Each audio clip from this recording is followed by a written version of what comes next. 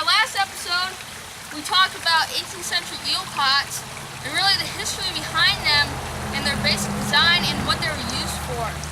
But in this episode, what we're going to be talking about is how to set one and also where to set one to get the most activity and to catch the most fish.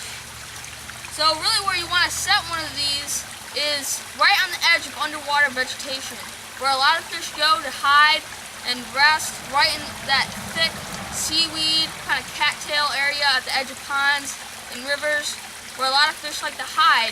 And oftentimes there's a lot of big fish patrolling right outside of that underwater growth, waiting for other fish to come out of that growth so that they can attack and eat them.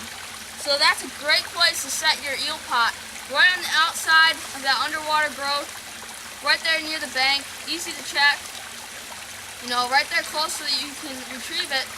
And that's where you'll have probably the most success. It's a good spot to set your trap, and you can experiment wherever you want.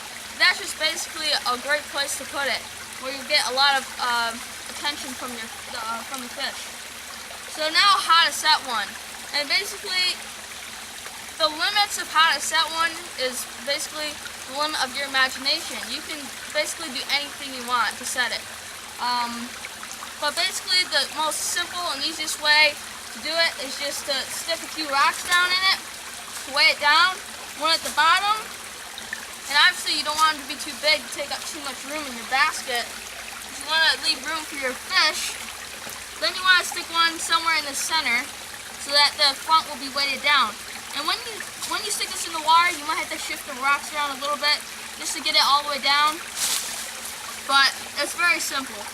Stick your cone in, and then if I was going to set this, what I would want to do is attach a string somewhere to this basket and tie it to the bank just so that it couldn't get taken away by current, or just so that I can retrieve it very easily. So I'll stick this in, and you just push it down in the water, and if you have your rocks placed right, it should sink right to the bottom just like that. And now our eel pot is set and ready to go, and you can just leave and come check it the next morning or whenever you want. But I'll just have my string here attached just so that I could easily retrieve it. So I'll switch the camera around and give you a view of this and what your eel pot will look like in the water. Okay, so as you see, it's down there below the water at the bottom of this small pool here. And when you're setting in shallow water like this, you might not have to weight it at all. You're in a very shallow area right on the edge of a pond or stream where the water is only deep as the width of your eel pot. You can usually just stick it right in. But this is how I would set it. Throw a few rocks in there and it's fine. So a lot of people might say that putting your basket in the water like this for a long time is very bad, and you could rot it or just destroy your basket. And really, actually, the truth is that you actually want to soak your basket at least 2 to 3 times a year in water, because it does help. It's like putting moisturizer on your skin.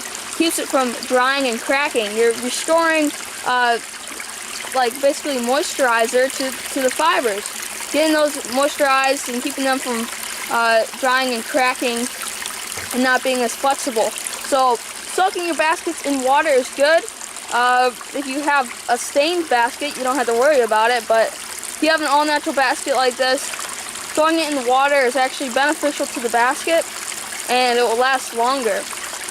So that's the eel pot right there, set in the water. Okay, so like I said, the way you set this trap is basically limited to your imagination. You can set this any way you want, basically anywhere, and that's just the way I would do it. Just throw the rocks in. Very simple and quick and easy. So it works great that way, but any way you want to do it doesn't matter. So I want to thank you all for watching today, and see you on the next one. Hopefully we can do some videos this summer of actually using this on real fish, and should be pretty cool. Thanks for watching.